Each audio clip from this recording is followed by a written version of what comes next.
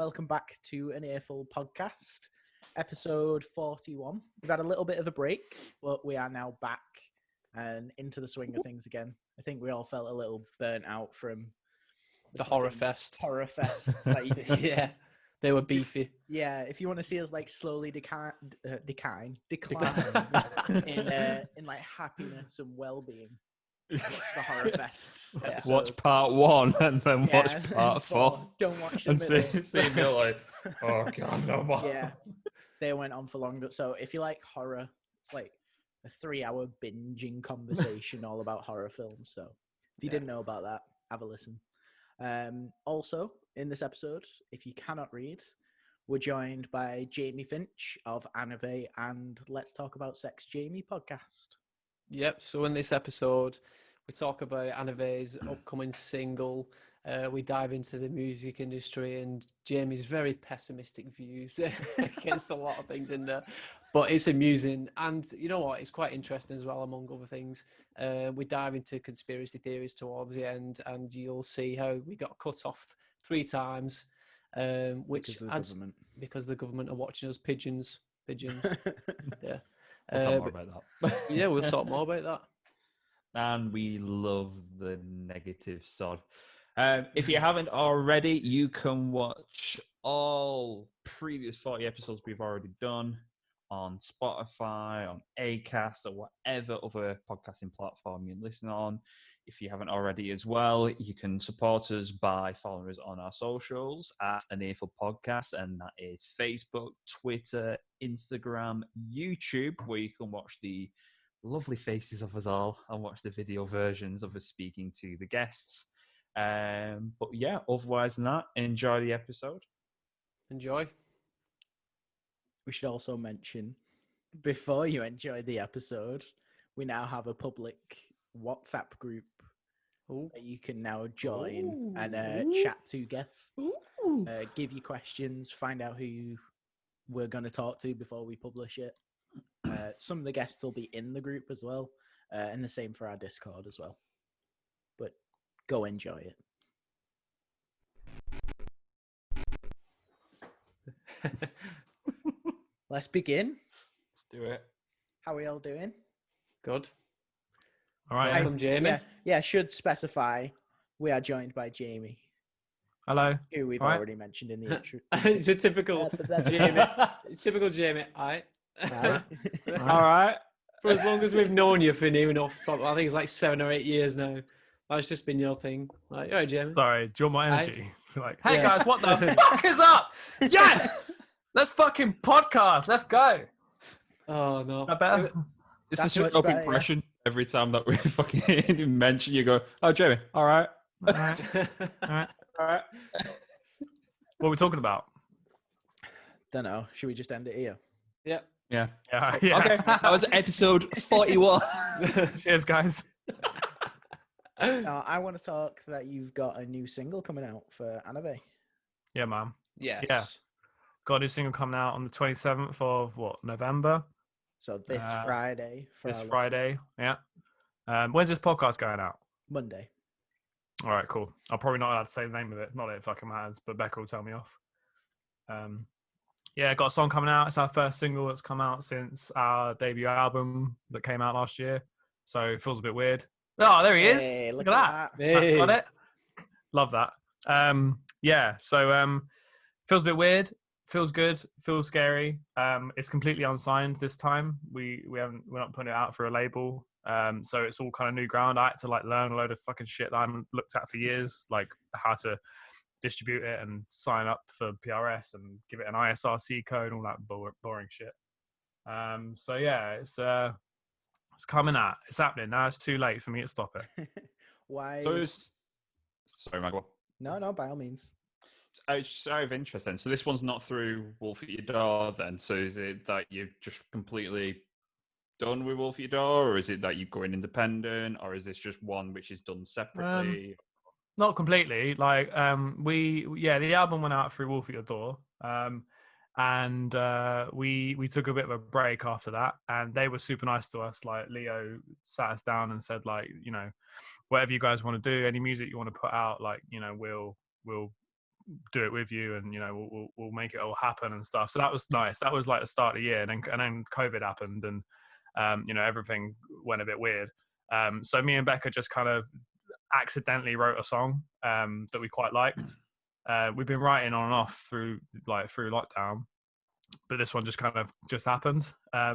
So we just wanted to get it out, like just simple, you know what I mean? Just like get it out, not worry about all the label bullshit, not worry about like PR stuff. Like nothing wrong with All For Your Door. Like, they're all right to work with, it's fine. And they're really supportive of us. Really, they're nice guys.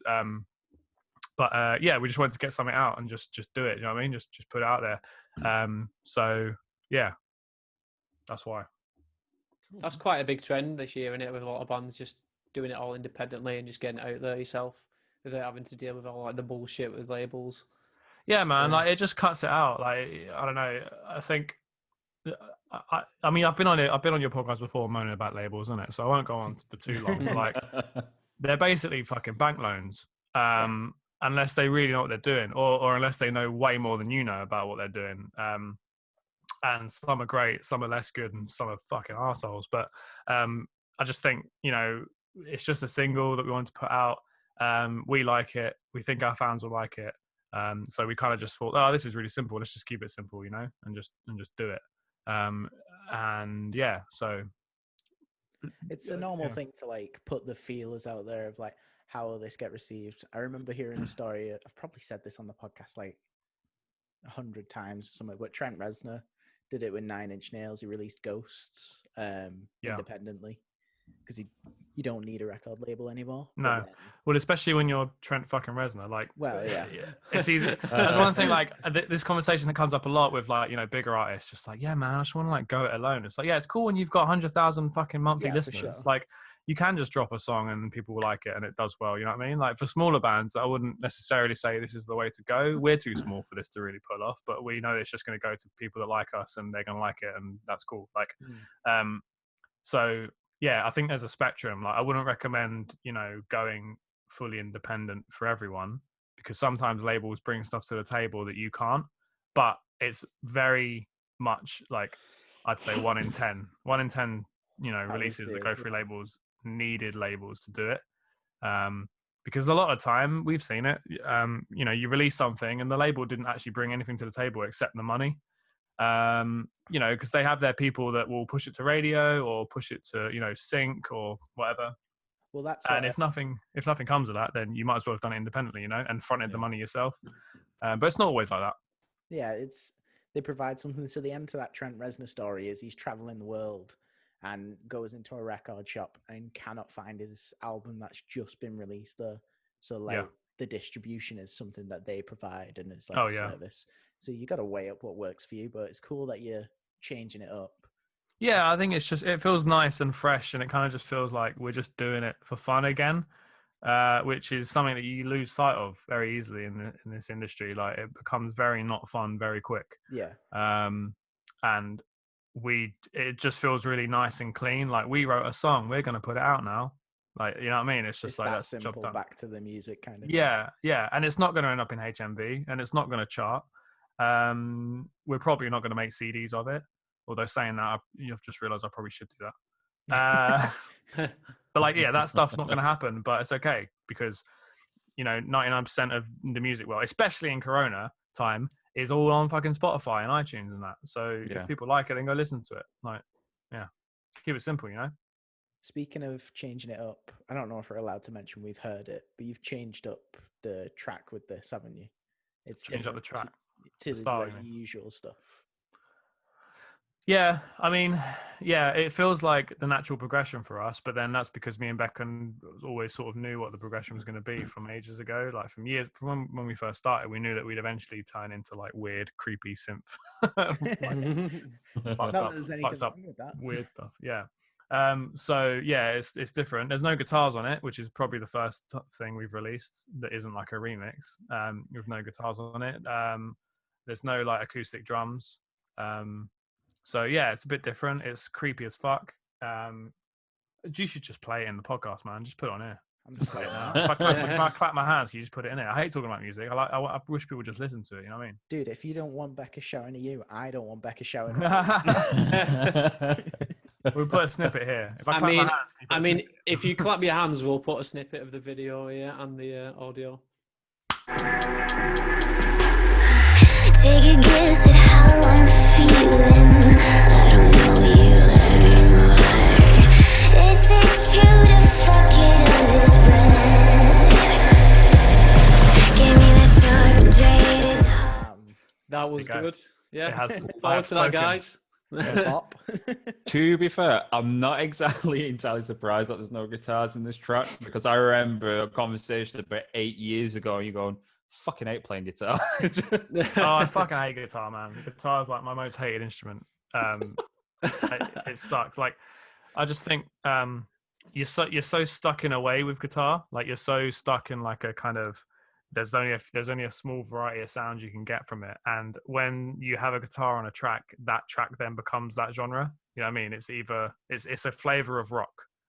With, you know, if you're playing a power chord, then it becomes a rock track. And I just never liked how kind of limited it was. So as we've kind of progressed, more guitar lines have been replaced with synth lines and, you know, stuff like that. And now I don't even play a chord in the whole set. I don't think I just all just single notes and shit. Yeah, I hate it, which is really weird. I've had a very guitar-y week this week. Fender gave us some guitars, and I'm doing a session with this girl Tally Spear, who's brought a really nice Epiphone round, like a semi-hollow Epiphone. It's at mine now, so I'm surrounded by like really nice guitars this week. So I'm kind of feeling quite positive about guitars. Actually, I've changed my tune a little bit. It's because I'm in like guitar world. But yeah, so yeah, this track's like no guitars on it. It's all synths. It's the first track that's produced by me as well. Pete Miles did some mixing and some additional production stuff to like give it that like ANAVE like flair, because no ANAVE track really sounds like ANAVE until Pete's had a mess about with it. But yeah, it's first track produced by me. It's all done in my bedroom, like right there on the world's tiniest keyboard. Which I think is why it's not gone into the rock world, because I was like, well, we don't want to go in the studio anytime soon. Lockdown was happening, so it kind of forced me to like write a synthy track. You know what I mean? Yeah. And limitations are good, right? Limitations are good for you. That's 100%. Why, like, yeah, that's why I never agree with Matt Pearson owning like every synth on the planet. I have got like so many options. 2 synths. Yeah. 3 I think synths, limitation you is know. good. Like, I think being like, well, not that I did it intentionally, but like, you know, saying, well, you're not going to go to the studio for this. You're not going to be in the same room as Becca for any of this. Now make a track, and this is what came out. I think it's cool. It's interesting. It's something that we wouldn't have done before. It would have been so easy for us to just write another like Human or Not Enough. Like, it would have been so easy to just do another guitar-y track. But I'm kind of fucking bored of it. Don't tell anyone, but I'm kind of bored of that shit now. So is Becca. So yeah. But bands I love always change it up anyway. So like that's what I like about them. It's like that record's good because it happened on that record and not the 5 records after it. Yeah. That's also the reason why people hate bands, right? Yeah. Some people sure, hate bands changing. Yeah. Yeah. It's weird. That's always bugged me, that like if someone releases an album that you don't like and you call them like sellouts or whatever, you say they're shit, or you know, this band's dead to me because they're not singing about like, you know, the emo stuff that I like. Well, the other fucking albums still exist. That's how it works. Like, they don't bring out a new album and delete the old one. Like, just go listen to the old album and fuck off. Go find some other band. Yeah, it's growth as a musician. I think that's the beautiful thing about music, because it's ever changing. The people who've created music already are not going to produce the same thing. Because as we mentioned in the previous conversation we've had this week, it's not fulfilling. Like, soul-wise, you need to have that some sort of thing that solves what you're looking for rather than what other people are looking for. Yeah, definitely, and it's the worst when that kind of unfulfillment thing hits you in the middle of an album, which happened to us. Like, the end of the album was like, oh, we fucking hate some of these songs, man. So by the time they're out, you're on to the next thing. You know, there are some songs that we've never played live, and Becca won't play them. So they'll never be played live because she's sort of gone off the song since the album's been released, which is just what happens, I think. Yeah. Yeah, it's Right, normal. yeah. We've not even spoke about like your album's out. Last time you were on this podcast, your album wasn't even out. I know. That's crazy. Oh, yeah. Got an album out, mate. Yeah. Called 45. Go get it. Mate. Yeah, There it Matt's is. got it. Actually, I've already done that. Let me just show the vinyl, and then I'll probably be a bit more unique. So every time I mention it, I'll bring up a different part of the fucking vinyl. I'll have the fucking inserts out in a minute as well. There you go, yeah. Love it. It looks like a Pokeball. Yeah, It does. I didn't want to say that, but it does. Can't It does throw look, it, yeah. In the like mock-ups they gave us, it was meant to be gold and white.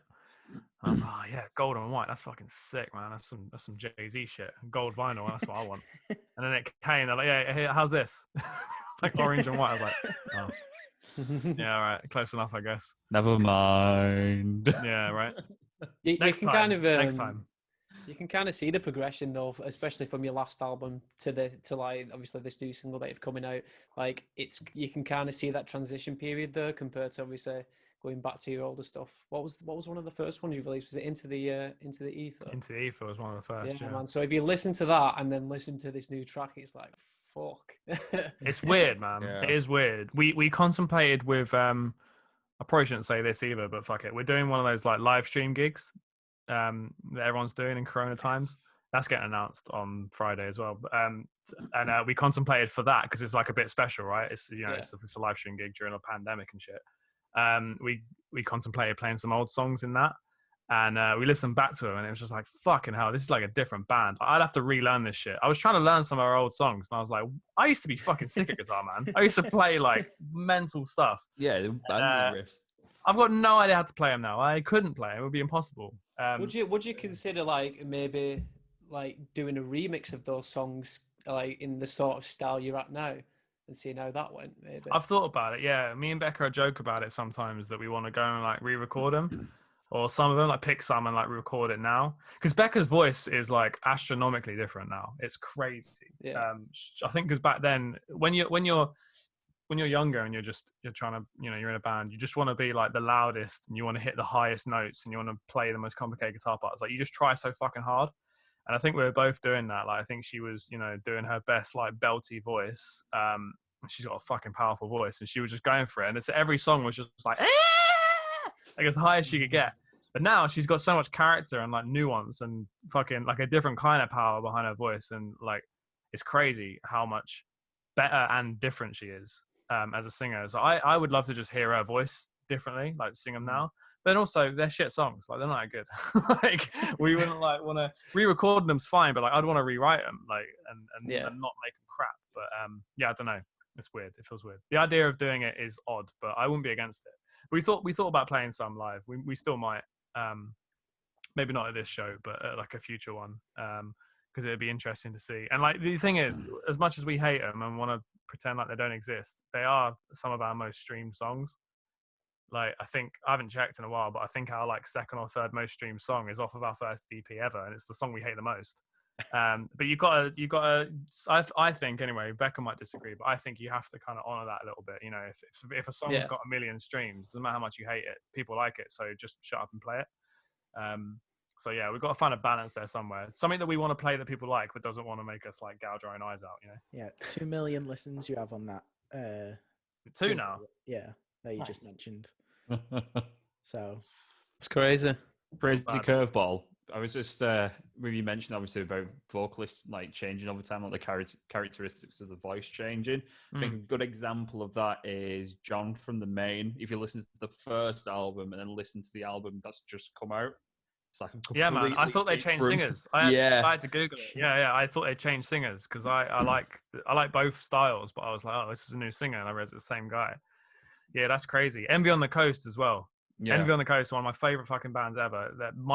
Low Country is probably my favorite album ever, and it sounds like 4 different singers. Like every release they do is just different. It's crazy. The band as well, like even the music style changes. Like Low Country is this weird like swampy blues stuff, and then their older stuff is like proper emo rock. Yeah, they're worth checking out. That's cool. Has the recording process been different because of lockdown for the? Well, we haven't been in the studio. Yeah. We did it in our bedrooms. Me and Becca haven't written in the same room for like, I don't know, like 4 years, probably 5 years, maybe longer. So we do everything separately. We do everything over Splice. So Splice is 2 things. And actually, I want to come back to Splice because I got a funny story. So Splice is 2 things. One thing it does is you can share projects on there, so like Ableton and Logic projects. So we use that. So we chuck a Logic project on there, and then Becca can download it her end, and it's whatever, and record her vocals. So we've done it all like that. So we've actually not even been in contact this whole time, and the song's done. I produced it to a level that I was okay with, and Becca records the vocals. And then when we sent it to Pete Miles to be like, we want to come to the studio and do this, he basically was like, it already sounds good, and he's just going to like do some tweaks. And yeah, so I think all of Becca's vocals are done in her bedroom. Most of them are. All the sounds are made in my bedroom, and then it was all mixed in Pete's thing. So it's proper like weird. It's like a proper 2020, production, because no one fucking came close to each other. It's probably social distance production. Yeah. Fucking crazy. Think of like the usual recording scenario where it's everyone in a room and it's like meant to be a creative environment, or half of them have just nipped and gone watching the telly or whatever. It goes to the point where it's like everyone's in completely separate locations, nowhere near each other. Yeah, man. And that you still ended up with something that sounds amazing, but yet no one's had contact. It's just crazy. I've never had that like creative process in the studio thing, but then I am a bit weird because we're a two-piece, and the reason we're a two-piece is because I don't like playing with others. Like, so I've never had that like, let's all sit in a room and write some shit. Well, we've done it. Like anyone that follows us knows the fucking story of like having to go to America and like write with all these people in rooms and stuff, and then we hated it, like fucking hated it. So we've never had that. We've always been quite solitary, and like Becca and I would normally like to go away and write stuff and then come back in. I think just because we don't want to hear other people's ideas, which is probably not the best way to be. But yeah. But if that's what works for you, then that's what works. It works for us, yeah. It works for us. I think more people are going like that with how good technology is now, and things, sample libraries like Splice. I think there's a lot more solitary writing going on, and with technology being a thing, like synths. I don't want fucking someone sitting there watching me write synths because they sound crap right up until they're finished. Like, and you don't want anyone to hear that. So I think, writing is becoming more of a solitary thing. I think with it being like such a synthy track anyway, it just makes sense for you to do it in your room. Becca's vocals sound good recorded in her room, because you take that to a studio, even if you had like the fanciest fucking analog synths, it's the specific one you used on your computer that works well. So yeah, I mean, we've done both. Like the synths on the album are probably 50-50, like my digital synths and Pete Miles's analog stuff.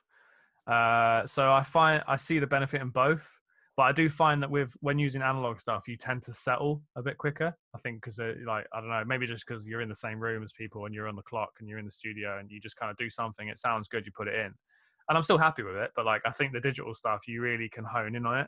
Yeah. And there's nothing like spending a day on an 808 sound and then getting it perfect, and then you wake up the next day and it sounds like shit. And you have to completely track I make. you have to delete it and then start again. But like, it's it's part of it. I don't know. I think it's two different beasts, and I'm more used to working on my own because we're a two-piece. So yeah, sorry that way. But yeah, I'm glad we had Pete Miles involved, because I would never trust myself to put anything out without him.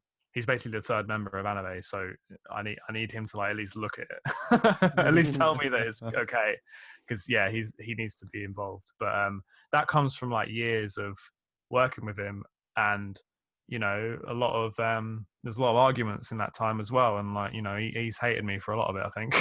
But you build up that like trust, I think, and I don't trust anyone else to touch an ANAVAE song than Pete now. But that's important, I think.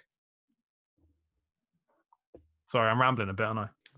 No, it's the whole point of the podcast. No, man. Can I go back to Splice? I got a story for you. Go for it. Right, so the second thing that Splice do is a sample library, right? It's a fucking sick sample libraries. Anyone that's used sample libraries before in the past, you buy a snare pack, and it's like 60 quid. You get 4,000 snares and you use 2 of them. Like, that's generally how sample packs used to work. And Splice is like this sick browser based thing. They've got an app as well where you just type in, you can search for samples. So you just be like, I want like a clap, and then it'll come up with 400 claps, and you can change like the tempo and the key and stuff.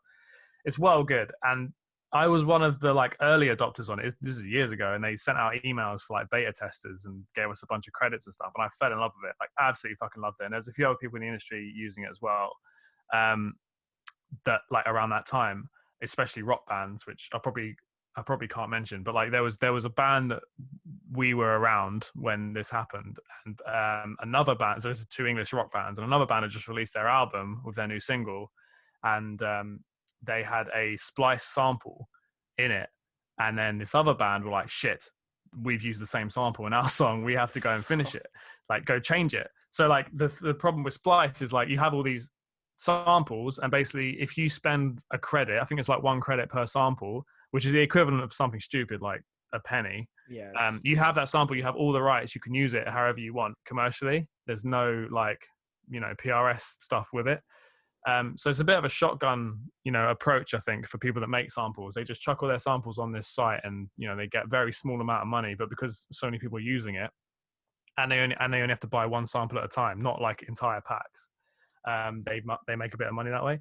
But then it does mean that, like, you know, people that are going for similar sounds are all using the same samples. So those 2 bands had to like quickly, like one of them had to quickly change their sample. We released Not Enough, and I use a sample in the intro of that. So it's like a really like distinctive synth sample, right? And how much audio are you cutting in on this? Because I could just like be like, play it here. Here it is. I could for the audio only version. We've had Alright. copyright strike from our video stuff, so Yeah, on Wolfie YouTube, the yeah. Door will probably be on us for that. But Alright, fine. I'll put it in the audio version. Okay, fine. Well, basically, our one sounds like this, and it's like 6 sample, really cool, really clean, love it. We released a song, and it's one of our lead singles off the album. And then loads of people started sending us other songs that they've heard it in, and it's like there was like some metal band that like had it in like a middle 8, and it was like buried under like a filter and shit. You couldn't really hear it. And I was like, oh, that's cool. Heard some other like grime artists that had it. I was like, oh, that's sick. Like, not that it was never like up front, like, because with our song it's like this is the thing. And fucking I want to say, hang on, let me make sure I get the band name right, because I got it wrong the other day. Hold on. While you're doing that, we should mention that in Splice, it's not just like, here's a sample of a chord. There's sometimes like full melody lines, full music composition stuff. Yeah. It's ridiculous. We are sponsored by Splice. I'll take that. Yeah, I fucking love Splice, man. Splice awesome. Yeah, it's cool. It's still sick. There's if you have a look through Splice, in the first 2 hours of you browsing through samples, you'll spot some very famous songs. Like, I won't say it here, but there are some bands that have just used the sample as like their chorus sample. It's hilarious. They haven't even changed the tempo or the key. We're definitely guilty of it as well, but like these are like arena sized bands that have done this. Friendly Fires released a track the other day called I can't remember. It doesn't matter. Friendly Fires. Was it Friendly Fires? Hang on a minute. I need to 100% get this right. Sorry, because I'm calling someone out. Fickle Friends. Like, I was going to Fickle say. Friends. Fickle Friends released a track called 92, and their chorus is the exact same sample as we used in our chorus. And there's nothing like wrong with it. So the way Splice works is completely cool to do that, because you own the rights to it. And like, you know, obviously our band's tiny and their band's massive, so they never would have like heard the sample or anything. But I just think it's brilliant. It's like as heartbreaking as it is funny, because you're like, because at first I'm like, that's my song, like, that's my chord, and you're like, no, it fucking ain't. I just bought the sample and just laid some chords over it. Like, it's not my fucking song at all. I've got no ownership over this. So yeah, it's really interesting. But anyone looking to make music, I always tell you to go to Splice, because you can just get really fucking good sounding samples real quick. And if you go on Splice and type in song starters as well, there's like 1,000 ideas that will just trigger a song in your head, and you write it like that. Like, I've done it so many times. Yeah, that's where I go if like I can't think of ideas. It's just open Splice and have a browse, because the algorithm's really good. It'll suggest shit to you that you've already liked already as well. Now it's even easier, because I was mentioning to you the other day, they've got an app on your desktop where you can audition the sample in whatever key you want before you use it. Yeah. So that's really cool. Just see what fits. It's great. If anyone uses Apple loops, it'll work like that basically, but better, because they're actually good samples. Like. Yeah. Don't be disrespecting Apple loops. Sorry. Apart from that umbrella drum beat, they've got fuck all. Thank you. Yeah. Right, should we get on to, should we talk about your podcast for a bit, Jamie, since you wasn't doing the podcast, was your last time you was on? I think I was about to, I don't think I've done it yet, yeah. I'll keep it brief, because it's got no crossover with what you talk about on here. Music and horror, it's like the opposite of that. If people are the guests and are a fan of you, they might not know that you have a podcast. They're fucking better. That's all I talk about. That's all I talk about on Instagram. Yeah, I've got a podcast about sex. The long, the long story short of it is, I met someone years ago who I'm quite vanilla and like not massively sexual, and I met someone years ago who was like big into like the kink scene and was like going to like sex parties and orgies and stuff like that. And she told me loads of stories about it, and I thought it was really interesting and funny. And I knew about all that stuff anyway, but like when you hear it from a friend, it kind of sounds a bit more interesting and like opens your mind a little bit. So we did that classic thing that you guys have done, which is like, let's make a podcast, yay! And that's how I view me as well, mate. That's how I view everyone that does podcasts. Yeah, everybody's had that moment when they're like, oh my god, we should make a podcast. And yeah, she ended up getting a job as someone really important, so she couldn't do it anymore. So I did it on my own. And basically it's just I just talk to really interesting people about sex and like their kinks and the funny things they get up to, and it's fucking hilarious, and there's really funny people on there with awesome stories and really interesting stories as well. So yeah, it's about sex. But if the idea of listening to a podcast about sex is uncomfortable for you, that means it's for you. You should go listen to it. Like the whole point is it's like removing. Yeah, so what's one of the most interesting or funny stories you've maybe heard from it, just to give people a taster in a way?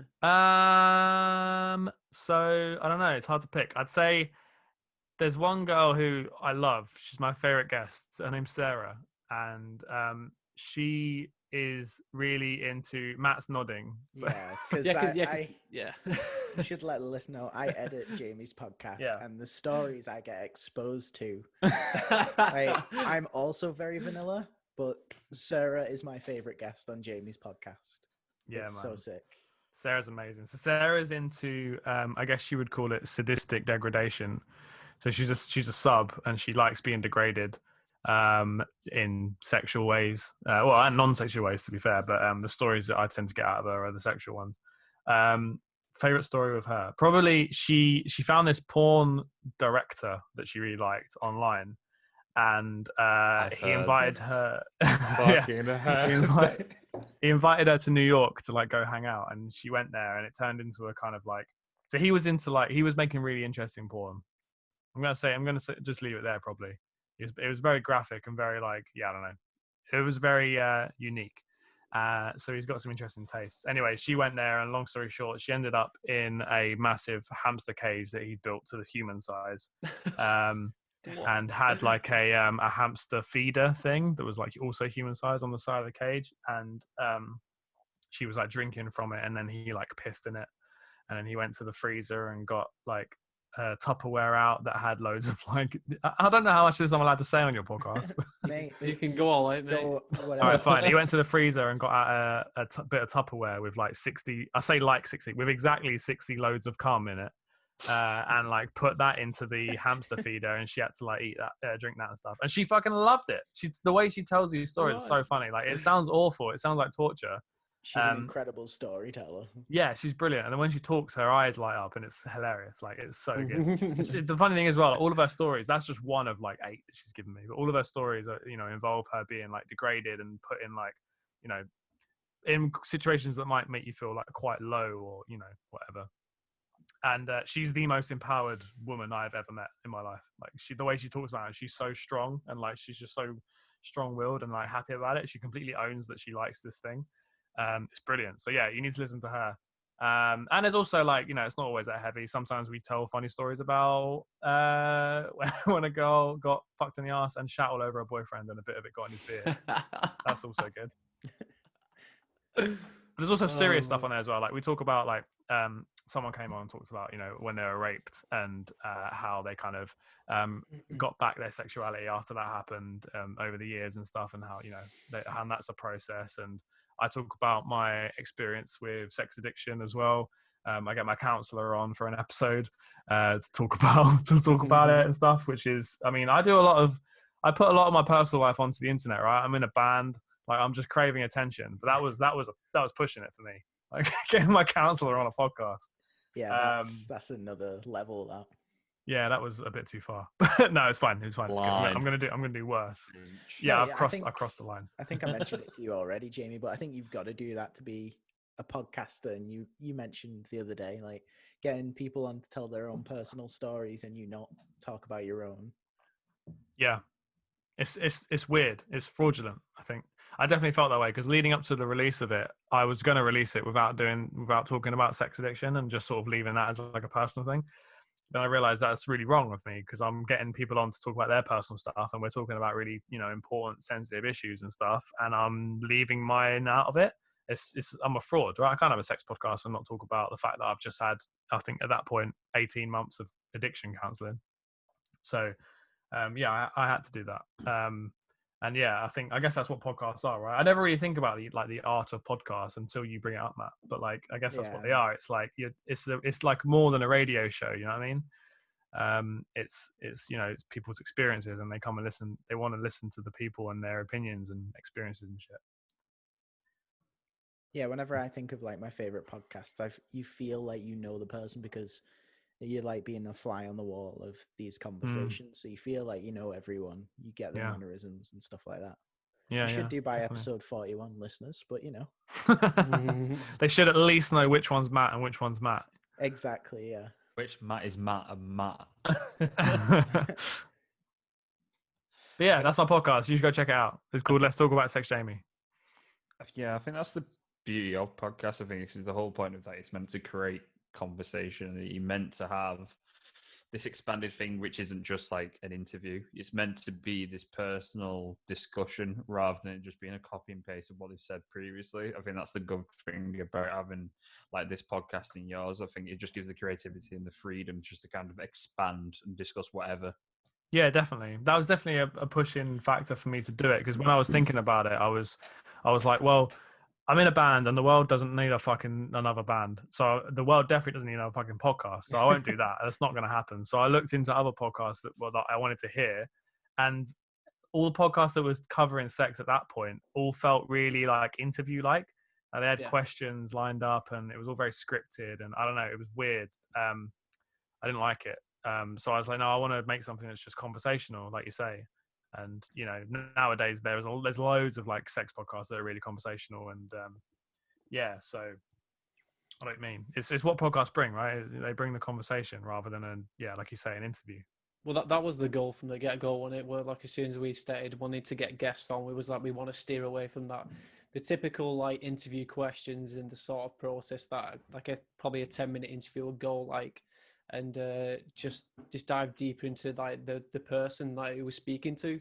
I know some of them times we've not had a full opportunity to maybe go that deep. So for example, we've been going to like venues, speaking to the artists or whatever. Yeah. But during like these times, where obviously COVID at the moment, where we can get them in a moment where they're probably not doing much else, and we can sit here for like a good like an hour and a half or 2 hours and just like talk about, not just say if the musician, let's not talk just about your music, let's talk about your life, what you're into. And that's why we do the segments like what's your favorite scary movie, or like things that piss you off, because those lead to different topics of conversation that you probably wouldn't have heard from that person before.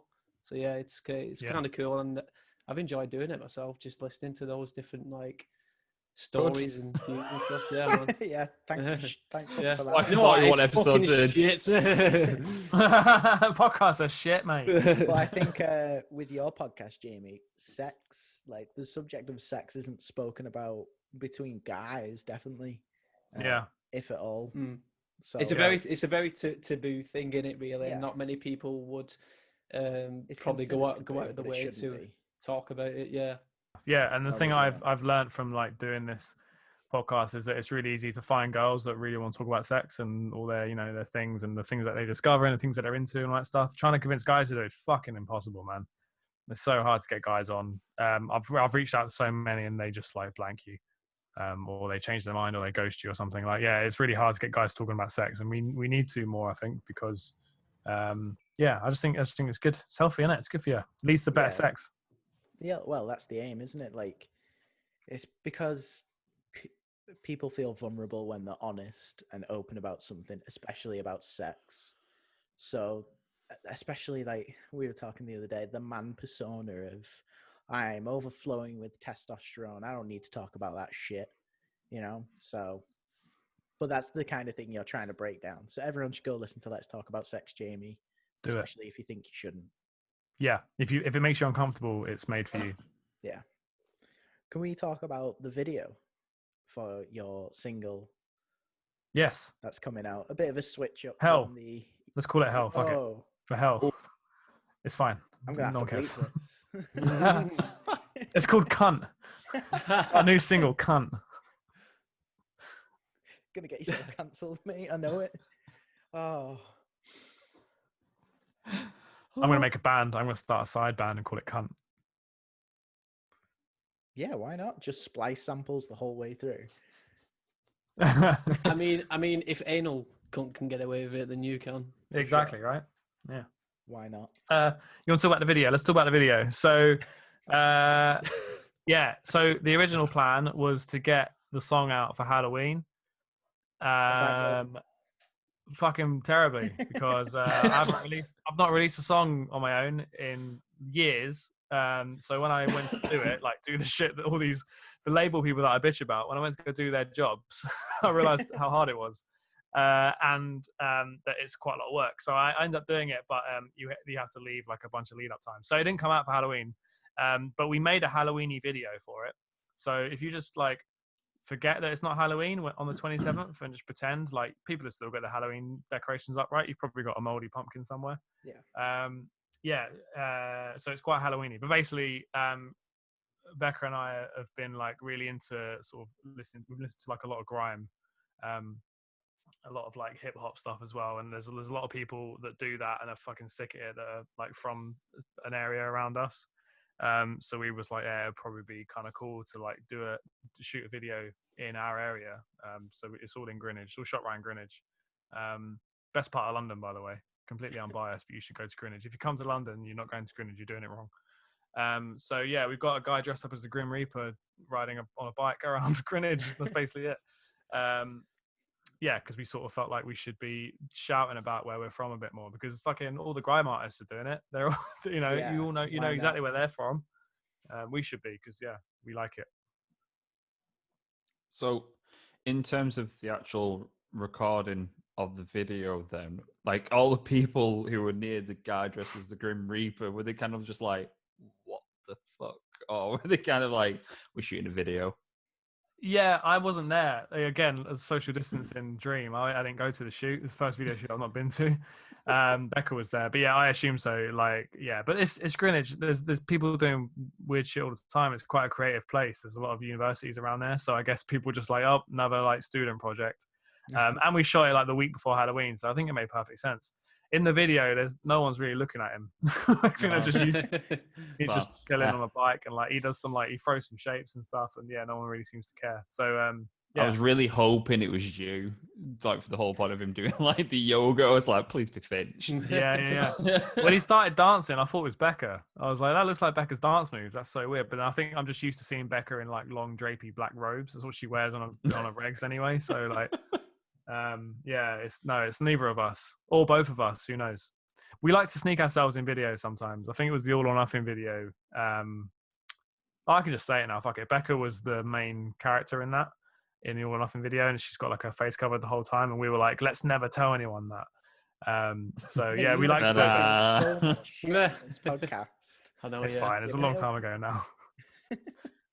Becca's got a Patreon now, and she put up one of our old demos on there without asking me. And the idea of someone hearing a song not mixed properly hurts my soul. So yeah, fuck it. I'm spilling all the beans now. This is Get that back. Retribution. Yeah. I like it. What was the reason for the video? Like just a fun video to enjoy, because it is a funny. I see it as a funny video that makes me laugh, and I enjoy it alongside of it. Yeah, well, we always took videos so seriously back in the day. Like we spent so much money on videos and like proper like film locations and like all the budget. We get dancers in and shit. Like we proper went for it. And that was back in the day when we started. Like what, fucking 8 years ago. We had a Vivo back when Vivos were cool and had a point. Where if you had a good video, it'd get put on the sidebar of like Fall Out Boy's new track and Paramore's new track, which we got a few times, and our videos did really well for it. But that doesn't happen anymore. Vivo's dying a death, so we're just sort of like let's not fucking waste loads of money and time and effort on a video. Let's just do something fun and cool that just, you know, supports the song. And the video's got the lyrics on it as well, you know, which are always good. Just like help people really hear what we're saying with the track. You know, it doesn't have to be too flashy. So yeah, it's like, it's a stripped back video that was like cost next to nothing to make. And Toby, who shot it, did an amazing job of it, and edited it like the day he shot it, and it was basically ready in a couple of days, which was awesome. You don't see that anymore with videographers. He's fucking amazing. Yeah, so we decided to do something, a bit more stripped back, because I think videos are less relevant these days. You know, it used to be if you had a good video, you got more people listening to your songs, but I don't think that's the case anymore. Spotify's too good. Spotify and Apple Music are too good. You know, people just listen to music on there. They're not scrolling through YouTube as much as they used to be. And also, you know, like Kerrang and Scuzz and all that on TV, it's not really a thing anymore. Yeah, that's true. So yeah, Hurts my soul that there's only one rock channel left on there. Scuzz was the best one as well. Yeah, Scuzz was good, man. We were getting played on Scuzz right up till the end, like fucking legends. Man. They were playing lots of like, you know, small bands and unsigned shit. And well, they did that, especially they did like a midnight sort of show as well, where they had loads of unsigned bands on. Yeah, exactly. Those people, but, mate, maybe that's why they went under.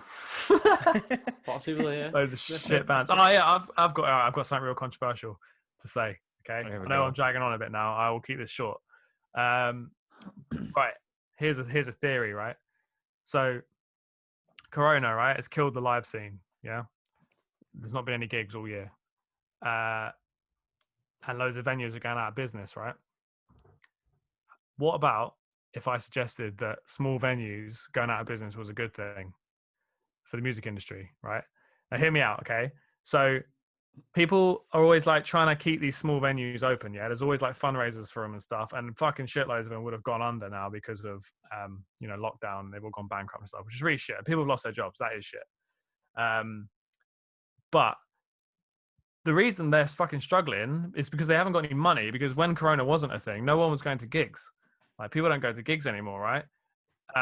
We played a show in Corby next to the Weetabix factory like 5 years ago, and it was fucking sick, and it was packed, and there was so many people there. It was, I don't even know, it was like, where was it? Zombie Hut in Corby. It's weird that I remember that, but yeah, and it was fucking rammed. And when we were chatting to people afterwards, like barely anyone knew the bands. Like, it was just a small tour that had no right selling any tickets. Like, no one knew us, no one knew the other bands that were playing, and they just said that they came because the only two options were going to a nightclub that played like, you know, chart stuff, or coming to a rock show. And this was the rock show that was on that week. So they all came, and they just didn't give a fuck who we were. Like, they just listened, and, you know, some of them bought merch. And that was sick.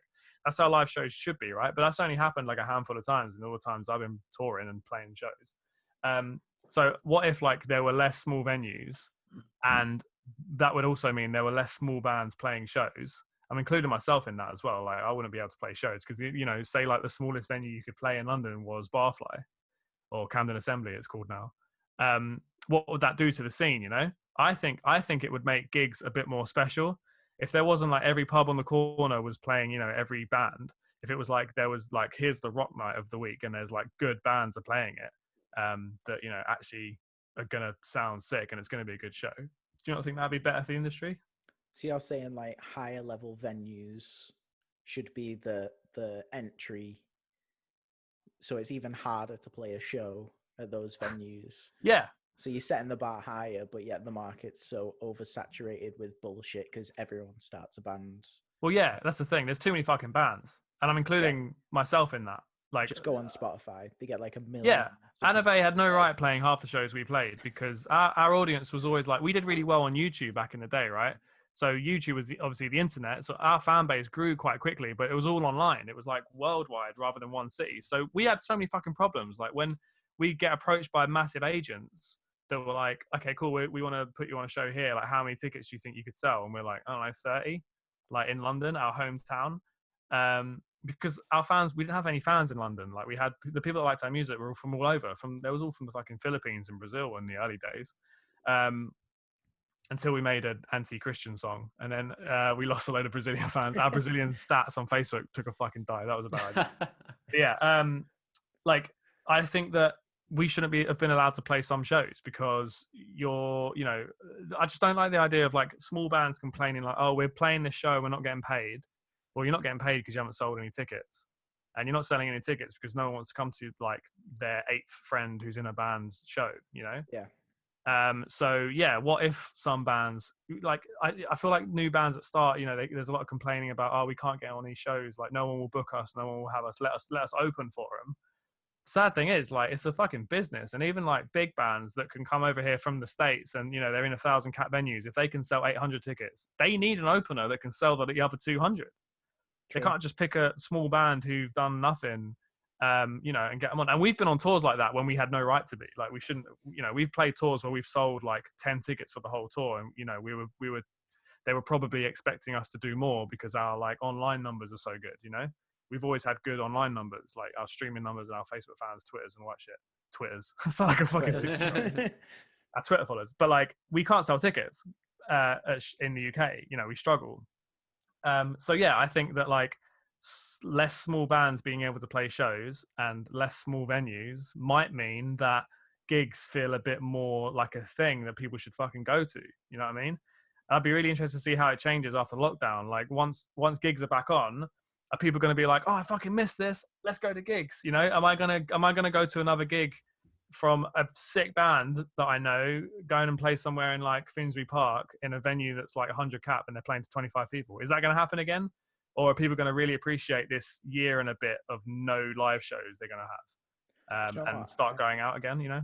I kind of agree, because it might inspire like the DIY aspect of it a bit more. People to put on a rock night or a grime night, as we were just talking about, rent out a fucking venue.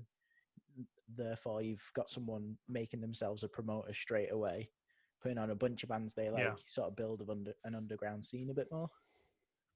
It might be a good thing.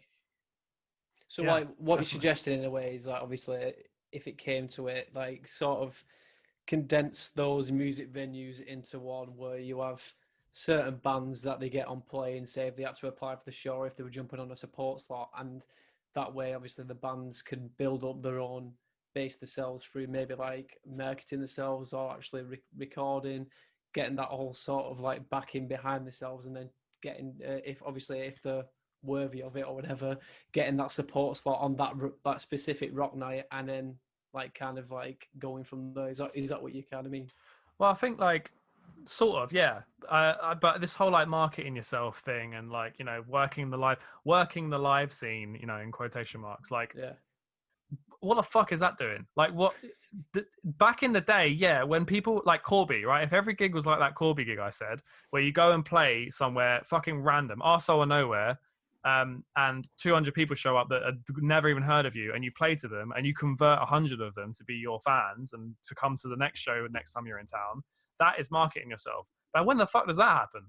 Like, unless you're on a support tour, you know what I mean? Like, what band? I think bands obsessed with wanting to play live and building up a fan base. Building up a fan base doesn't fucking happen at a gig, because like, you're doing what? 8 hours of rehearsal, you lose a day of work, 5 hours in the evening to sound check, play a show, pack up your shit, go home, miserable, dirty. Well, not miserable, like, fuck it. I'm being really too pessimistic. Like, playing shows is fun as fuck, right? Play a show, have a laugh, get drunk, whatever. Or, you know, spend that time fucking writing music and putting it out on Spotify. Spotify and Spotify playlists have done more for us anyway than any fucking show has. We just played Alexandra Palace in like fucking, when was it? December last year. So like, I don't even know how many people. 800, 900, however fucking many. I didn't see the needle move at all on any of our socials, and that was supporting Death Havana, who I would say are like bang in the middle of like. Well, in fact, I literally said that because they're on the label that we're connected to on our old label, and I literally said I want to play with Death Havana because that's the sound I want to be with. Like, it's like cool rock, cool synth rock. Like, their sound is like, that's the world I want to be in. Get me a show with Death Havana, and then we were chucked on the like a small run that they did, and ended up playing Alexandra Palace with them. But the fucking socials didn't move at all. Like, you know, that wasn't my. If you can't do, and maybe we were shit, and like no one liked us. That is also an option. But like, I feel like you know, something should come out of that. But then the flip side is we got really fucking lucky and released a song on Spotify and pitched to playlisting on Spotify. Got on a really big playlist, and that did so fucking much for us. Like, all the numbers on all the socials went up. We made a shit ton of money from it. Like, And that was just, we wrote a semi-decent song. It's not even one of our best, like it's fine. And got really fucking lucky and got it on a playlist. That feels like time more well spent, and that will sell tickets. Like that will sell more tickets than like, you know, going on a tour. We went on bigger tours where it was like a good demographic that, you know, the kind of people that would hear a new band and be like, I'm going to come to their show. And even still, it hasn't really converted to ticket sales. And again, maybe we're not that good. Maybe we're not converting, but like really good bands will do better if they play live, you know, and they fucking, you know, show a whole room that they're fucking awesome and you should be their fans. Like there is that. But like, yeah, I just think bands obsessed with this whole like marketing themselves at gigs thing a little bit too much. It's part of the process, but there's other things you can be doing as well. Like write a good fucking song is number one. No, I see your point though. I do want to mention about Spotify playlists. Have we all heard what Spotify are going to do? I've probably mentioned it to one or two of you. You told me and it terrified me. I think I saw this the other day. So refresh my brain. When you submit a song to Spotify, you're eventually going to get two options. So you get paid 0.003 pence a stream, or if you'd like an opportunity to be playlisted and, you know, have a higher percentage of getting playlisted, unfortunately your royalty will be 0.001 pence, but you might get playlisted, Lun. But the issue with that is everyone wants to get playlisted. Yeah, so it's just Spotify's way of making 2 pence on every stream against the artists. That's just so powerful. Yeah, they're so powerful because they've got the playlisting power now. They're more powerful than the radio now. Yeah, the gatekeepers. Yeah, actually, yeah. Well, they run radio shows now, like Alison Hagendorf's got her own rock show now. Yeah. How many people now listen to, you know, New Music Friday or All New Rock, like instead of listening to the radio? Back in the day, you listened to the chart show to find out what the new shit was, you know? They're more powerful than the radio, so they can do that. The awkward thing is like that doesn't say to me, take a cut and you might get playlisted. It says take a cut or you won't get playlisted and you'll keep your higher cut. Because they're only going to playlist people that do the 001, right? Yeah, of course. Yeah, people have a lot of hate reserved for Spotify because of this like 0.03 number that goes round. Yeah, it gets thrown around, which is not that much, I agree, but they are super fucking powerful. And when something works, like when something gets playlisted and you get the, you know, plays in the millions, that number, you know, it adds up, it converts. And they can't be making too much money from it, because how much are they, you know, what's the membership on Spotify now? £20 a month? How much music you're listening to there, you know? It's like, it's all got to be split between every artist, every song. And, you know, for a £25 a month membership for the however many, you know, million users they got, it's not a lot, you know, it's spread quite fucking thin. So this, like, the hate people have for the 0.3, I think you got to remember that it's a platform that didn't exist before. So yeah, it's not a lot of money, but it's a fucking lot of people that wouldn't have heard your music otherwise, especially if you get playlisted. Like, I mean, I'm not slagging off Spotify. I now use it for everything. Like I used to use like the Apple dedicated podcasting thing, but then Joe Rogan came to Spotify, and now I'm like, well, that's all the podcasts I listen to are on this now. So why bother? But he got a lot of money for that as well. That was a crazy deal. But what annoys me is the shit on Spotify, like hairdryer sounds for 25 hours that are getting 2 million plays, and meanwhile over here, actual artists are sat there struggling to make a penny. It's crazy, like it is a sign of the times, because like obviously back, say if you reverse like 30 years or even 20 years, like radio was the biggest thing to get on. Like everyone was trying to, like everyone was thriving off being on radio, music videos on, obviously on like MTV, like record sales, everyone was playing live shows. And because all of those things were how you discovered new music, right? And obviously if you wanted new music, you would do one of those things. And then the internet came along, and I guess obviously slowly but surely everything changed. And I think COVID this year has just put the nail in the coffin for a lot of those like avenues, and obviously Spotify coming along, stomping everyone else out the way. Like, remember Last FM, when you used to go to Last FM to listen to like some stuff? But that's the thing. How much did you pay? How much did you pay the artist when you listened to him on Last FM? Exactly. Fucking nothing, mate. Yeah. How much you paying the artists on spot? Zilch. Nothing. Like Spotify have come in and they're big, but like let's fucking embrace it. Like, you know, yeah, they're big because they got the biggest user base. So let's put all our effort into that. Let's do the things they recommend us doing, like updating your bio and, you know, new pictures all the time and your fucking featured play, all that bullshit. Because that's how people are finding you, right? And I just think people are too quick to like give them shit, to be like, oh, it's new and it's different from what music used to be. Well, yeah, but it's also like a really cool way of loads of people discovering new music. Like the fact that when you finish an album, it then plays a related artist. That's fucking crazy. Yeah, like that's insane. I want to know how many people have found us from listening to like a Vukovi album and then suddenly it's switched to ANAVE and they've been like, who the fuck is this? We should mention as well that like Spotify did something amazing where before this, we all used to illegally download music for free. Well, that's it, yeah. The artist wasn't getting paid anyway. And once you give something away for free, you can't then start charging for it because people get outraged because there's no value in the product anymore. So they came up with a subscription platform, which worked really well. Same thing happens with fucking the news and papers. Whenever you view it on your phone now, they want your subscription. Yeah, it's crazy that. On the illegal download thing, where our first EP, someone I know put us on an illegal downloading site, stream site. Like we leaked our own stuff, and then in it we put a little file that, like a text file that linked to our like Facebook and stuff and our merch site, and that did really well. And he also, I definitely shouldn't say this. He was leaking, like not leaking. What's the word? Uploading like Lost Prophets albums and stuff. This is a long time ago. This is before all the shit. This was like 10 years ago. Lost Prophets albums with like the ANAVE EP on the end of it. So people were illegally downloading it and accidentally discovering us. And we got so many fucking messages from that being like, oh, I found you in my music library. Don't know how you get there. And we're like, you illegally downloaded some shit. You don't know how you found us. So yeah, sorry, you just gave me a weird throwback. I forgot about that. That's funny. I like that. That's amazing. No, but yeah, like once you're getting something for free, people begrudge paying for it. So at least now there's a system in place where the artist is making something. Granted, it might not be amazing, but everyone's making. Well, I don't know about that, man. We're making the fucking decent money off Spotify because like the streams are there. Like if the numbers are there, you make a decent amount of money. Like yeah, it's 0.03p, but it's 0.03p that you weren't making before. That's what I'm saying. Yeah. Like yeah, where was that coming from? I don't fucking know. I don't know where you know well, I do know, like the YouTube, you know, streaming ad revenue stuff.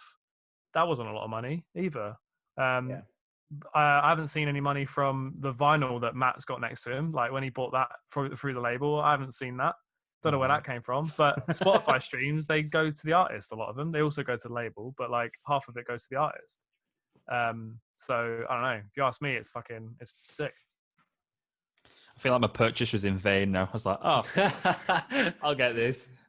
Yeah, Well, it makes Jamie. me sad when people. Yeah, I know. No, I really appreciate it. I love you, man, for like doing it. But like a lot of people say that, and it's like that's really cool and everything, and it's cool to see that you've got it. But we didn't see a fucking penny of that. That's why I didn't buy your album on vinyl, mate.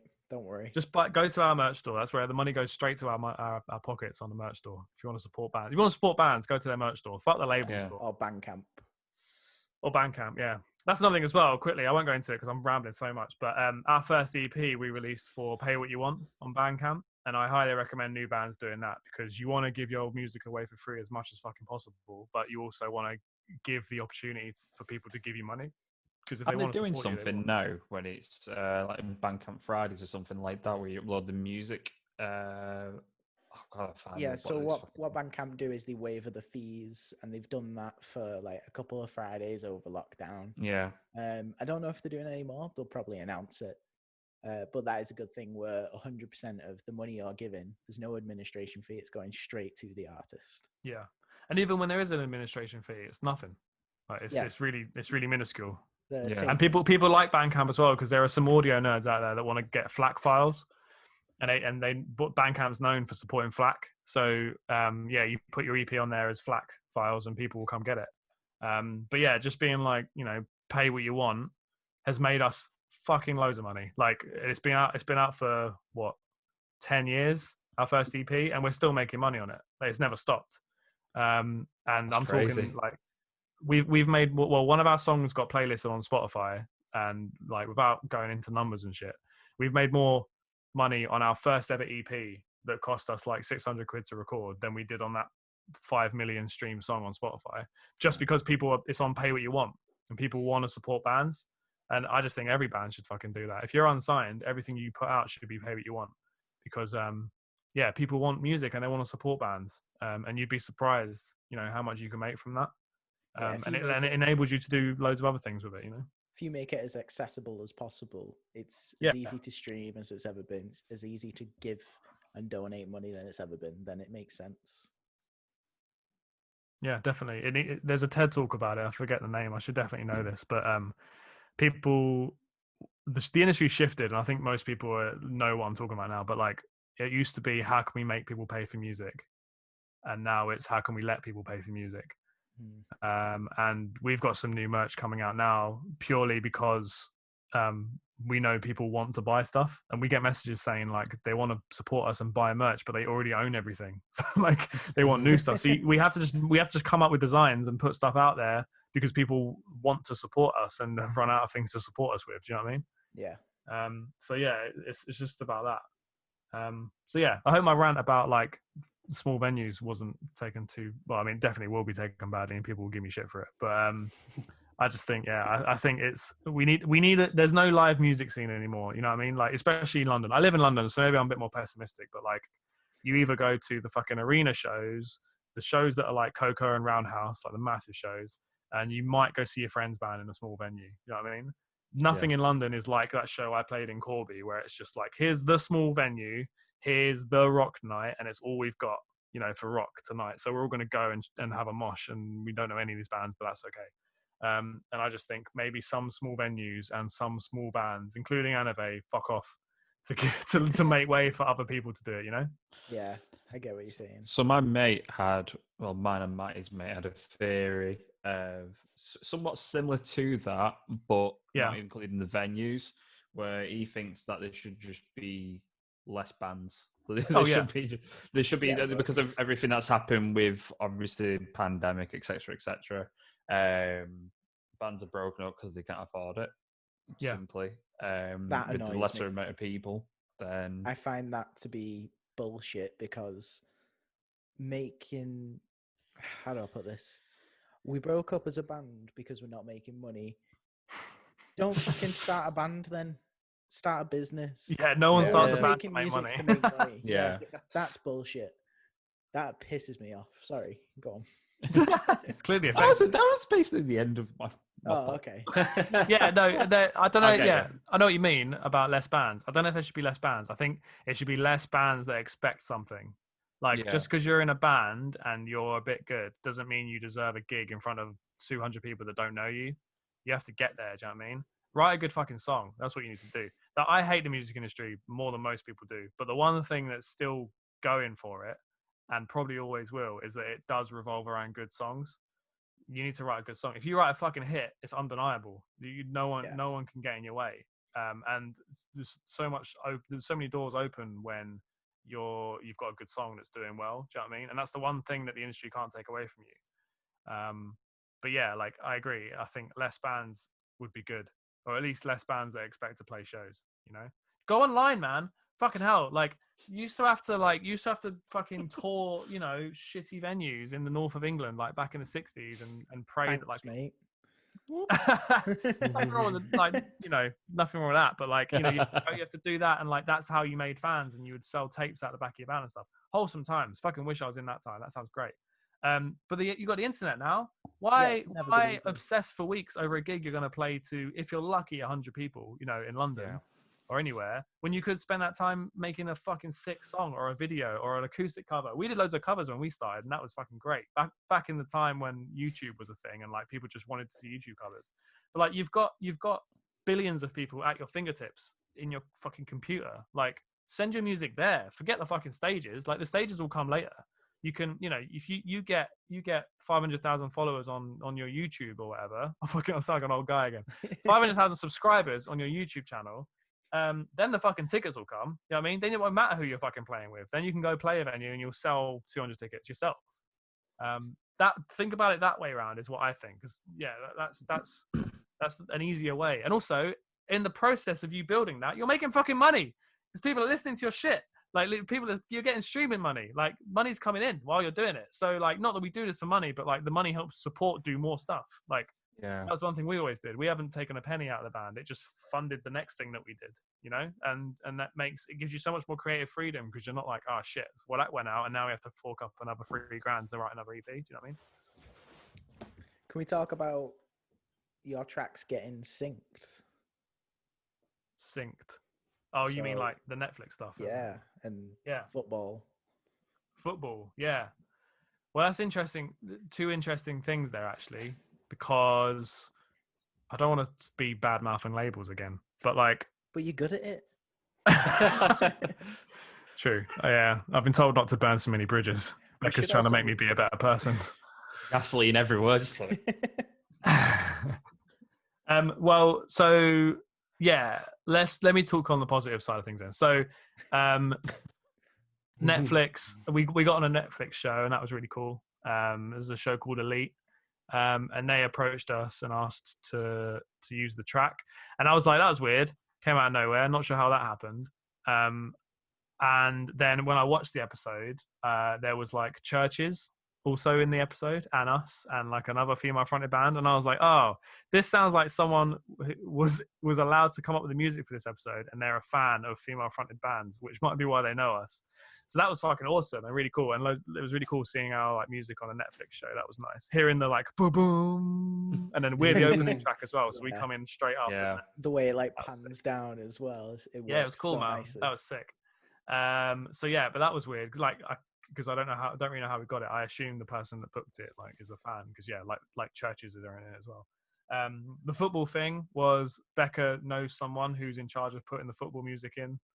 Yeah, what else? Like I've had a lot of bands message me asking me how I did it, and it's like you just fucking know people. You just get lucky. Yeah. And you know people. Like what was that then with football? Really bad, what was you on? Wasn't it the I think Champions BT League? Sport. Yeah, it's BT Sports highlight of the Champions League. Oh, cool. So we've been on a few other football things as well, like some German league, Bundesliga. I don't know much about football, but I know that word. Surprised you not made it to the FIFA track yet. Mate, that's where the bank is, man. We've applied a few times. We got close a few times a few years ago, but yeah, that's where you want to be. Those are the gatekeepers. EA. Yeah, man. Esports. So yeah, I mean that's all I've got for sync, really. Yeah. It's good. Do it. It gets you money. You make a lot of money. Yeah.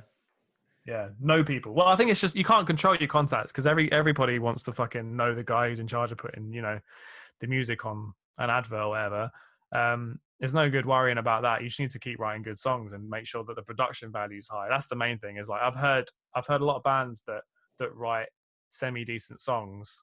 I say like good songs, and they're let down by the production because they want to save on it. They want to spend too much money. Whereas there are people that I know and am fucking working with, let's face it, that have mediocre songs, but the production is fucking sick. Like so good production, and their shit gets synced because they need it to sound good. Like for an advert, they don't care how your like verse chorus structure goes. They just want it to sound good in the 10 seconds that they use. So like, don't skimp on the production. You know, go to someone like Pete Miles, go to someone like fucking Phil Gornell, and all that. Make it sound good because yeah, that's what's going to sell it. That's another thing we not mentioned as well.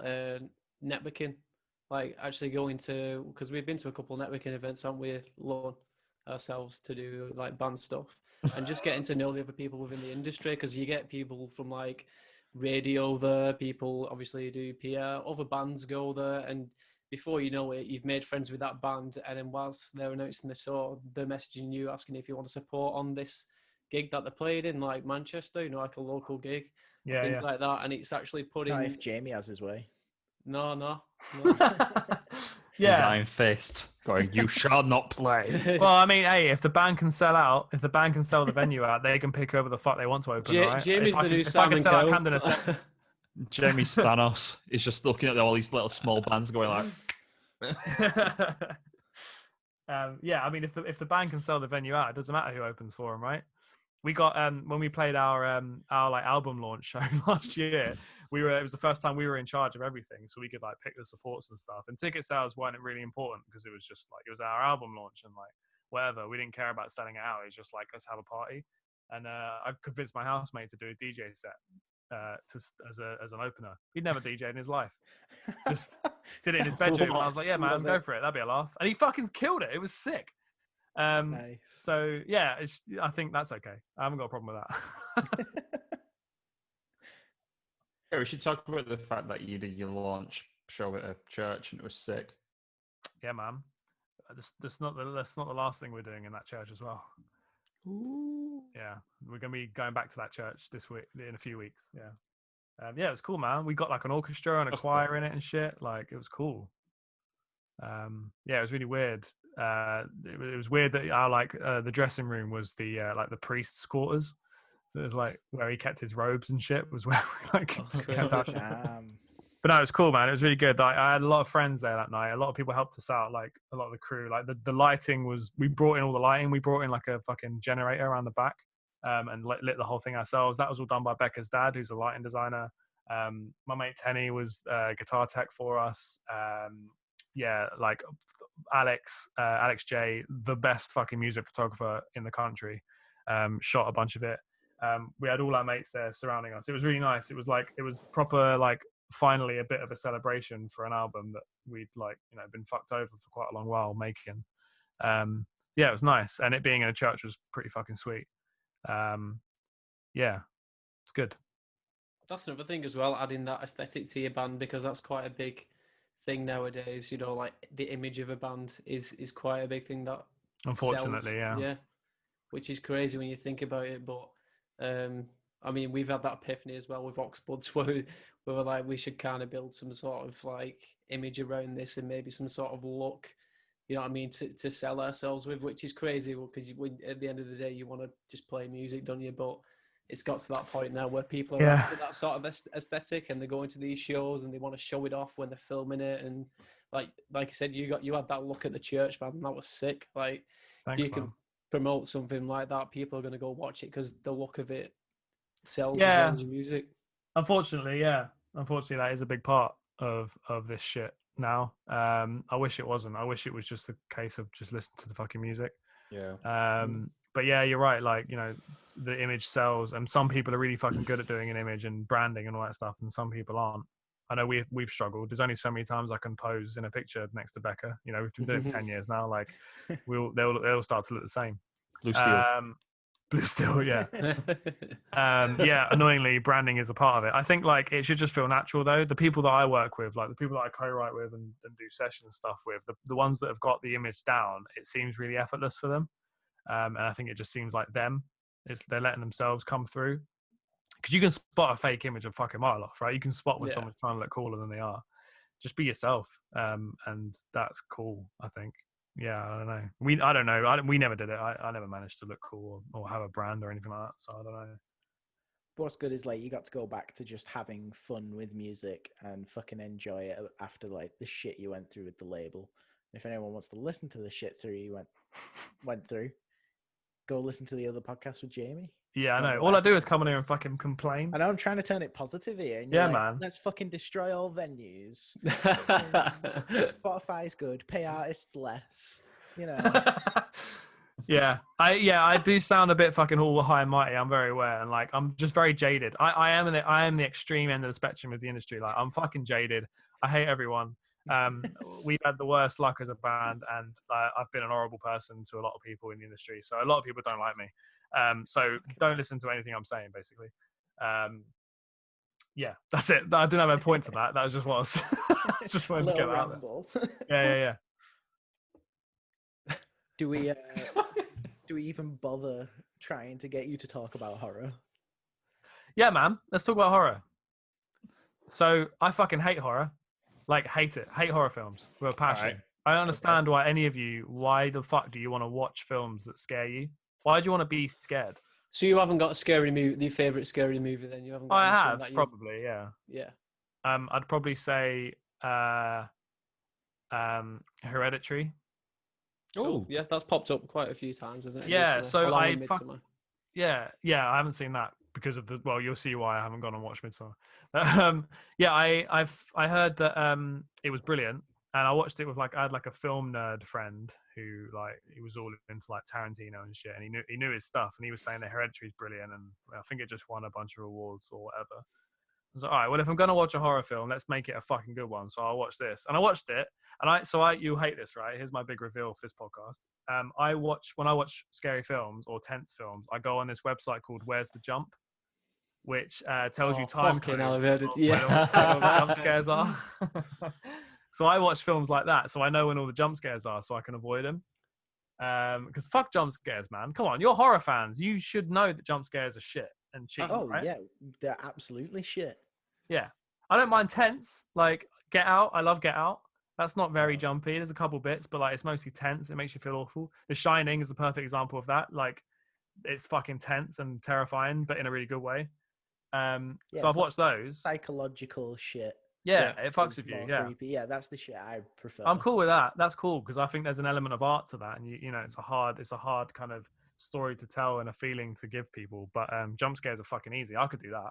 I find jump scares to be quite more prominent when when it's a supernatural horror. So Insidious, Conjuring, those sort of things, for example. Activity. Yeah, Paranormal Activity. Because even the new Halloween, that didn't really have many jump scares in it. And I think when you're going to probably creating a film, thinking about how many jump scares you can put into it, you're taking away from the story a little bit. And I think that's where it's kind of got a bit disappointing recently with films like that. I always call it cheap horror because there's nothing can be scary. But if you blast a loud noise after I've heard the quietest piano piece, of course I'm going to fucking jump. It's not hard. There's nothing smart about it. Yeah, there's no talent involved in doing that. Anyone can fucking do that.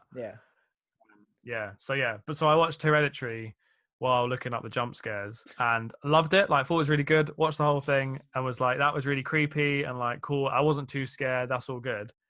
Went home in the dark, got a night bus, South London, pretty scary, and I was okay. I was nice, it's good. And then didn't sleep for 2 weeks. Damn. It fucked me up. It crept up on me later. But yeah, so that's a sign of a good horror film then. Yeah, that's what I thought. Yeah, that's what I thought. Yeah, it's obviously I wasn't scared in the moment, but it got me thinking, and I had to sleep with the light on, and it was fucked. So yeah, that's my favorite horror film, Hereditary. Well, maybe Shining. Now I've mentioned The Shining, I kind of want to say that because I watched that all the way through and was I knew it was good, the whole way through. Even though I was terrified, I knew it was just good. So I know you've been, that's my favorite horror film, by the way, but I know you've been on a conspiracy rabbit hole. Do you know the conspiracies around The Shining? No. I'm not even going to tell you to them. I'm just going to link you later. All right, cool. There's stuff all about Stanley Kubrick filming the fake moon landing. He was the director of it. And there's references within this film. Yeah.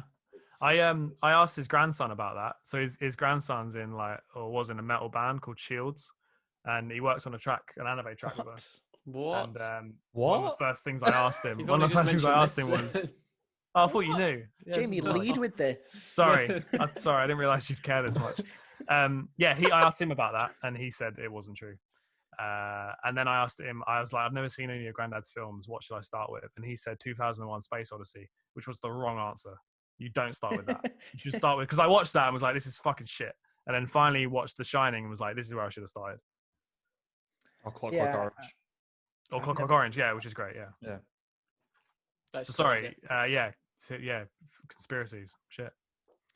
I did hear the weirdest conspiracy theory. Have you heard the one that birds don't exist? You told me about this the other day. What? Right. So, apparently, in 2012, there was the lowest population of birds ever recorded. So the theory is that they were all killed, and the government have now put out drones to look like birds. and that's why they sit on telephone lines to charge up. Yeah. It's the what? I've ever God. That is brilliant. But I bet there's some people that live by that though. Every time they see a pigeon, they're like, shit. They can see me. Yeah. And that's why they shit on you as a tracker. Yeah. Yeah. Brilliant. Oh, USB, the shit USB. we are recording again. Right, Hello. Jamie. So you was on about what conspiracies you've been watching recently. Obviously, we're not going to dive fully into it, but yeah, we'll. Yeah, we'll keep it light.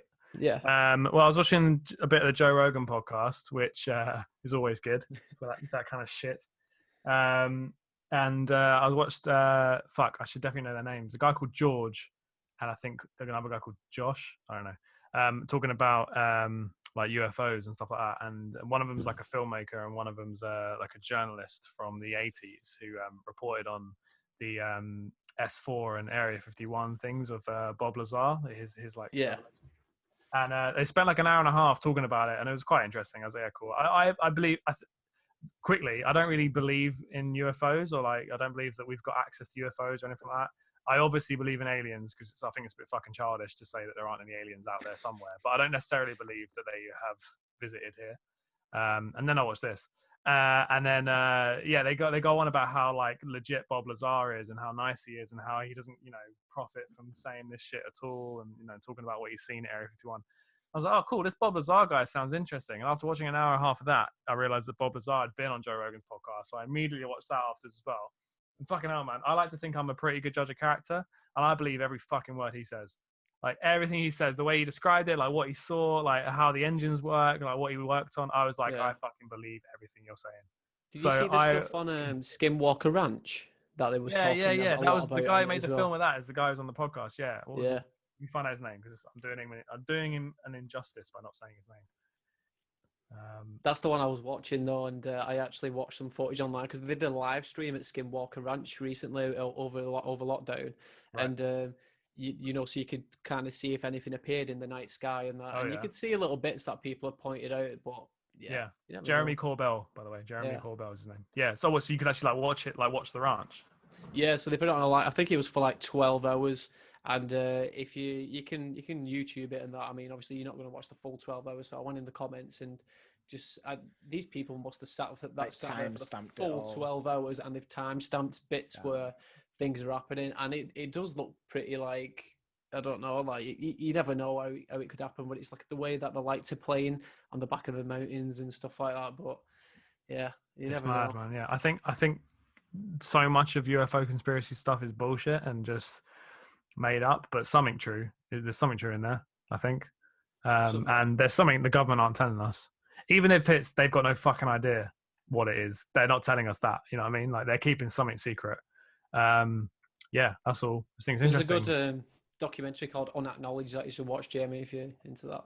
Unacknowledged. All right. Unacknowledged. It's It's on bullshit. Netflix. It's not a it's documentary. interesting.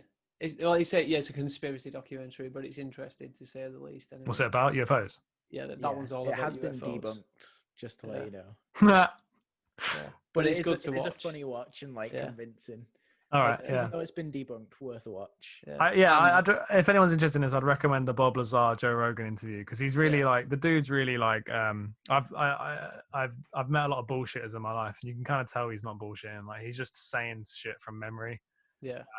And yeah, you really believe him. And the technology he's talking about, you can see how it's not too fucking unobtainable. It's obviously stuff that is literally unobtainable. We don't know how to do it, but like. I think it sounds legit. It sounds as much of a leap, from where we are now to this like gravity generating machine is, the leap that we were at before the internet, And if you'd have said back in the 1800s, like, yeah, everyone's going to be connected at all times. There's going to be a global pandemic where no one's going to hang out, but 4 twats we from can have Manchester and contact. London are still going to be able to meet up and hang out, over a Crazy. screen. They'd be like, "You're a fucking wizard. Get out." Burn so, yeah. them. The other one as well is in that same morning where I was watching UFO conspiracies, I have completely convinced myself that Egyptians were telekinetic, and that's how they built the pyramids. Wait, what? There was some guy talking about how like to build the pyramids was like fucking impossible unless you had like a ramp that was big enough to move the bricks up it. But then I've seen this as well. Yeah. the ramp would have to be like as long as the pyramid was tall, and it'd be basically impossible or like very impractical. They wouldn't bother doing it. And all this stuff. And he was saying like, what if some knowledge has been lost through like ancient civilizations, and maybe they had this like advanced brains, and they tapped into part of their brains that we can't, and they could move things with their mind, and that's how they built the pyramids. And I was like, I'm fucking in. That sounds cool. Yeah. That's some X-Men shit. I was just gonna say that's some X-Men stuff if I ever heard it. X-Men love like Egyptians and shit. Yeah, Apocalypse is like the first mutant, and he was Egyptian. Yeah. Yeah, because they're saying about that bridge, obviously, if that existed, like, and they did do that, we would have found evidence of that. You'd find the today. fucking bridge. Yeah. It'd be a massive Something bridge that somewhere. big, A big fuck off ramp. Yeah. Crazy, innit? It might have been aliens. That was another thing as well, the Bob Lazar thing, which fucking blew my mind. Because bear in mind, when I was watching this, I was fully in believe mode. I was like, I believe everything he said. Everything that's come out of his mouth is fact. Yeah, I was like, I'm in. I was just like, ah. He was like, yeah, I overheard that when they asked, like, you know, where the ships came from, he said at least one of them was found in an archaeological dig. And I was like, fucking of course. It makes so much sense. They've been here before. They built the fucking pyramids and they fucked off. That's definitely what happened.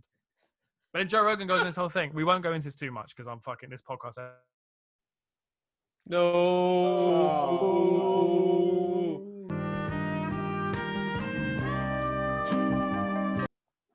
There we go. Third time hitting record tonight. Yep. New As soon as we record. crack on again about conspiracies with Jamie, we seem to be getting shut down. Well, Jamie's Wi-Fi goes anywhere. So. That's all the proof we need. Yeah. That's all the fucking proof we need. The second I start talking about it, it gets cut off. There you go. Proof that it's real. Yeah. I believe. I'm probably on some list. list. Every song ANAVE ever written has been about fucking aliens. I'm probably on some sort of weird watch list.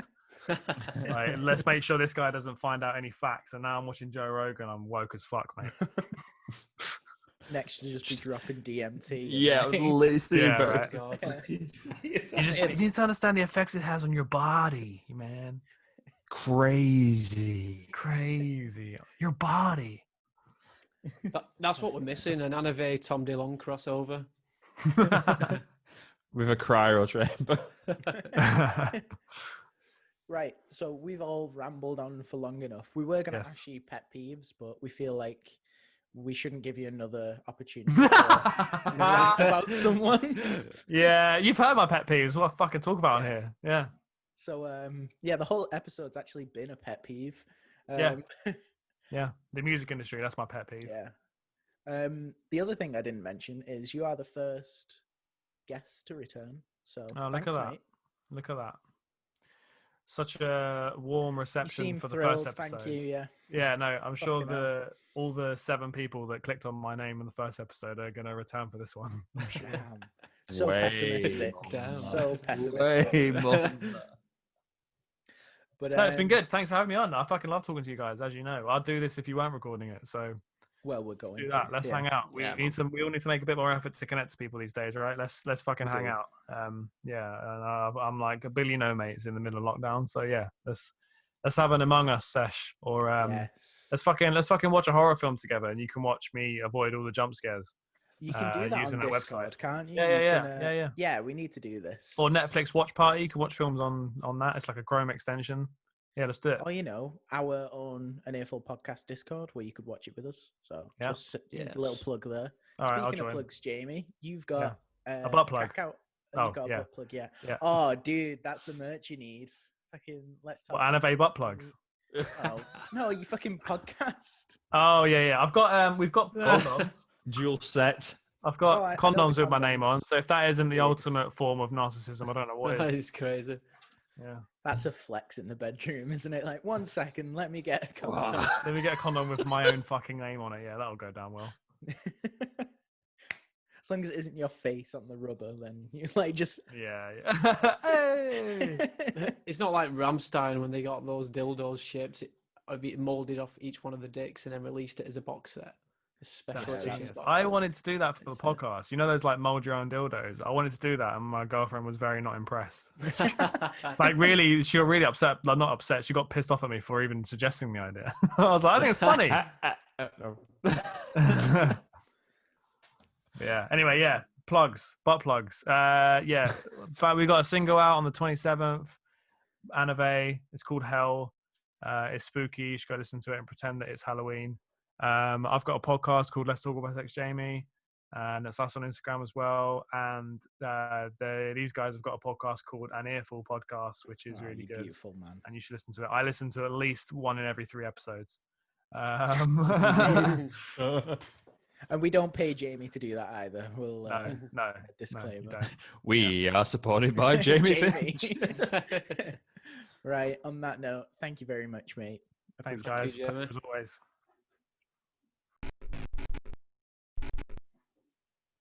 What an episode. I enjoyed that episode. That was fulfilling. It was like a full-bodied, solid... I'm going to stop talking. That was episode 41 of an Earful podcast with Jamie Finch of ANAVE and Let's Talk About Sex. Jamie? Yeah, so make sure on Friday, or if you listen to this weeks in advance, it's already out. But Friday the 27th of November, ANAVE have got a new single out. I wasn't going to say the name of it, but as you fucking heard, Jamie fucking blabbermouthed throughout the whole thing. The single Hell is out. Go watch the video. Go stream it. It's going to be everywhere. It'll be linked down below as well. And go listen to Let's Talk About Sex, Jamie. Yep, definitely. So don't forget to go check out ANAVE'S socials on Facebook and Instagram. Jamie over on Instagram, and also his podcast as well. You'll find that on all podcasting platforms, and also over at his Instagram. And as well, don't forget us while you're at it. If you're on the Earful podcast, Facebook, Instagram, Twitter, YouTube, where, as Matt said in the introduction, you can go see our beautiful faces if you want to see the video parts, if you're not already watching. And more recently, we've acquired a Discord and a WhatsApp group. Within the WhatsApp group, we'll sometimes be getting the guests in there, but within this chat, you can ask us questions that you'd maybe want us to bring up with the guests. And yeah, just all sorts. So if you want to get into those, just go on our socials and find a link to it. And yeah, join in. Let us know what you think. Thanks for listening. Bye-bye. Bye. Bye-bye, bus driver.